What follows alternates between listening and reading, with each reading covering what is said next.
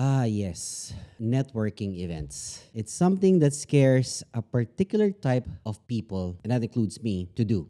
Introverts. Networking events can be stressful and quite overwhelming. But in this episode, I want to share with you some tips and tricks, perhaps how you can do and have potential connections with other people as an introvert. For most people who are extroverts, who identify themselves as extroverts, they're going to say, it's easy. You just do this and that, and then you can go about your way. But for someone like me who identifies as an introvert, it's really hard, especially when you're in the business of networking with a lot of people so that you can find new business to do with or work with new people, right? It's daunting. It's very scary, right?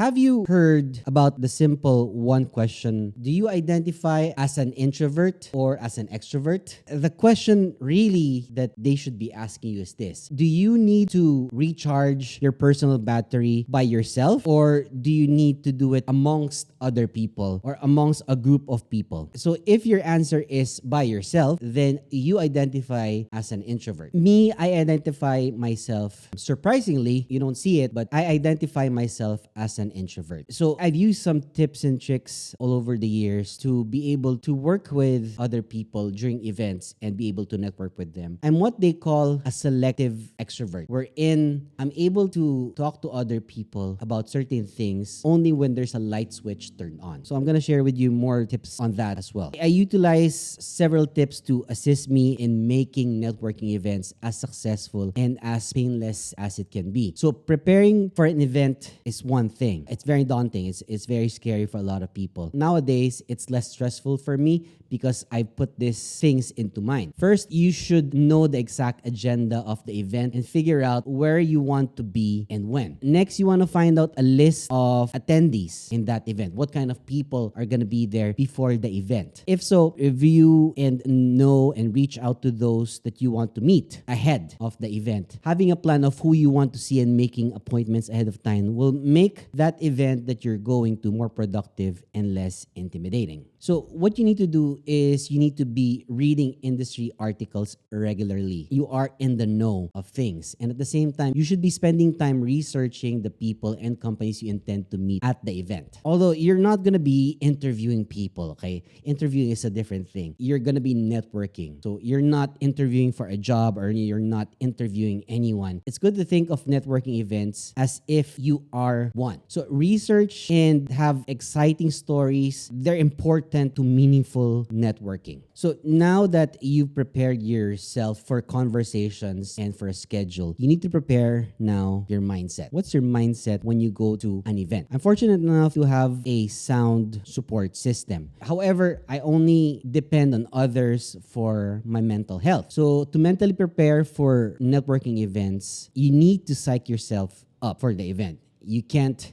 back out of something that scares you. You have to go barrel through it. And one of the methods that I use is self-encouragement. Encouraging myself, thinking positively about myself that these are things that you can do, and thinking positively about the event will assist in having a positive outcome of the event. So what happens now when you are at the actual event that you're going to? You need to survey the room. See what kind of people are in the room. When you walk into the room with many people, it's essential to take a step back and be able to assess. So take notes on your phone, or if you have a notepad, well, it makes more sense to do it on your phone. But I don't like being on my phone when I'm at an event. It makes me look like I'm a busy person and not an approachable person. So I tend to lessen the phone time that I have. That's a quick tip for you. Don't seem like you're busy or like you're talking to someone just to pretend that you're doing something just for the sake of not being seen. You want to be seen. Take a note mentally of who you want to interact during those events, and an advanced plans with goals for who you want to speak will help you immensely. Remember the list of people that you tried to have interactions with before the event. Go find them and ask them where they are, and so that you can start a conversation with them ahead of time. So when you survey the room, if there's no one you recognize you want to connect with, it's time to make those new new connections. If the persons that you wanted to connect beforehand are not there, it's time to make new connections. So the easiest place to start connections is the lines around the food and the drinks, right? You go to the line where there's coffee, for example, or where you can get some snacks. That's where you can get people who are more loose. So now it's time for conversations to actually begin. I find networking very intriguing because the goal is to build relationships, solid relationships in the future. That should be something that's mutually beneficial for both parties. So it sounds simple, but it can be very challenging for an introvert, and that's why you're here.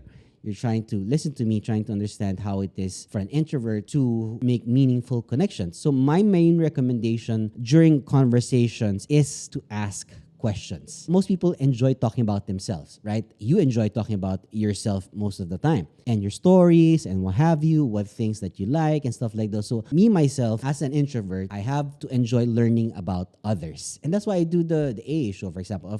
That's why I do podcasts. I'm genuinely interested in talking about what interests people. And that's how I learn. So the more you let people talk to you, the more you actually learn and the more they become comfortable being around you. Like I think I would say 95% of the guests that I've had who I've met first time have become longtime connections of mine already. Like think of the oldest podcast that I've had, and all of them, if I want to text them, all of a sudden I'd make a connection with them right away because I've had meaningful connections. Why? Because I've asked them questions that would make them talk. So one of the conversation I had with Indio back then, he's pure introvert. Like it's hard to get a conversation out of the guy. But if you listen to our podcast, you would hear a lot of insights that he has, which are very, very good. And the only way I could have done that is if I had asked questions that interest him, right? And the main thing is to ask questions. The mindset of asking questions and actively listening assists me a lot tremendously during networking events. Like I ask questions, like I hate asking this question, what do you do for a living? That's one of the worst questions you can ask anyone, especially someone without a job, because they're gonna say, oh, I'm in between jobs. It means that they're between not having a job and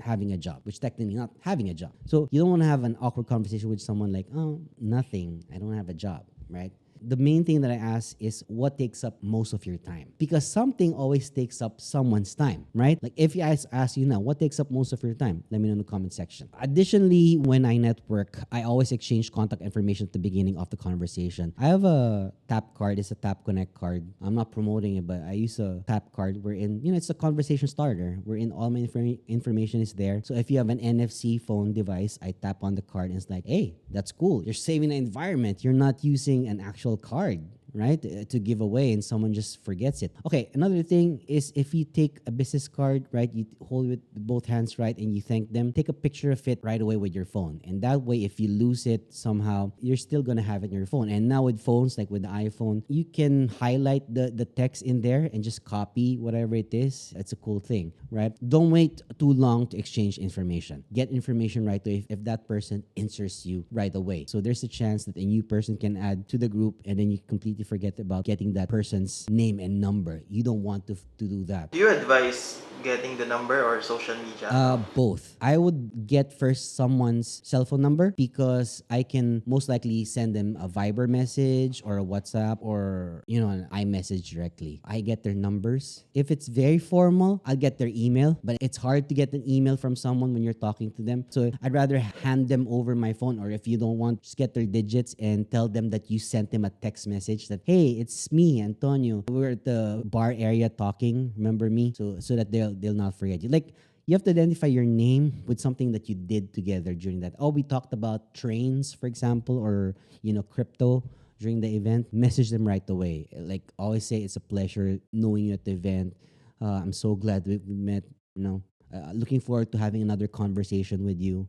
Those types of things. Always make a follow through right away. Following a few conversations, take a small restroom break. It's very important. You might have the nervousness in you already. So this small break will give you time to recharge your personal battery. All introverts have personal battery. I go to the restroom and take a few breaks. I need to pee a lot because I drink a lot of water at the same time. Although this personal period should only last a few minutes. Don't go away to the restroom for more than 15 minutes. Like, I don't know what you're doing for 15 minutes. If you're a girl, that's fine. The bathroom's your personal selfie mirror and stuff. But for guys, no. 5 minutes tops if you're not taking a dump. Should be enough to help you get through the balance of the event, right? So once the event is over, then you should schedule time alone, right? Again, for introverts, it's very daunting. Like, it's overwhelming that you're around so many people. Introverts don't like being around so many people. So being in a concert, for example, even is very scary, right? Because you're gonna be interacting with people. Extroverts will never understand this. Try to limit your human interaction the day after your networking event. That's how you can recharge. After you recharge, which usually takes a day at most, or two, I don't know, depends on how many people. Start your follow-ups, okay? Start your follow-ups. But for me, I'd follow up when I get home because I'm alone, so I can start, messaging the people that I've talked to. Nice meeting you. Right? I'd like to talk to you more about this and that and what have you, blah, blah, blah. So there are several ways that you can actually follow up. One of my favorites is to go on their social media, send them a message. And if it's a fun event, get their Instagram or their TikTok perhaps. Ask them where they interact the most on social media. Sometimes people will recommend LinkedIn, but then when the person is not a LinkedIn person, it would take months for them to remember you. So ask them, where do you spend most of your time on social media? That's a good question to ask. And then remember that. If they say Facebook, then message them on Messenger. So find the people that you've met through those accounts, do a little stalking if you want, so you can start going, oh, you have a dog. I see you have a Rottweiler, for example, or a Shih Tzu. I have one too. So there. So you're extending the conversation even further and making that bond with them. In addition, you can send them personalized messages. Don't ever send them some generic message that you're glad you met them. Make it personal. Make some part of it parts of what you've talked about during your short conversation. They'll appreciate it. They know that you're paying attention to what they were saying to you. So my final suggestion is not to plan networking events back to back. If you have an event on a Wednesday, don't go to another one on Thursday. It's going to burn you out. You don't want that. So if you have one on Wednesday, do it on another one on Friday. It's okay to skip and pause, right? Too many networking events for an introverted soul like you without time to recharge in between can be quite overwhelming, to say the least. So remember, you are not in this alone. You're not alone. There's millions of people that are introverts, and a good portion of the world is either introverted or has introverted tendencies. You'd be surprised at the number of billionaires in the world who identify themselves as introverts. So being an introvert person does not deter you from being successful or being wealthy if that's your goal. Introverted part of me would always be in existence. It will never go away. Like, if you ask me to talk about something that I'm not good at or I'm not familiar with, I'd be quiet. Like, if there's a room that talks about, golf, for example, I've been in a room full of golf people or people who are into motorbikes. Like, I'm like this. Like, I'm close to just reading on my phone. There's nothing wrong with that. But for an extrovert, whatever the conversation is, they'd be happy to join into whatever conversations. However, if you're a person that identifies similar to me as an introvert, if you utilize these tips and tricks very well, then I can leave my introverted hat out the door.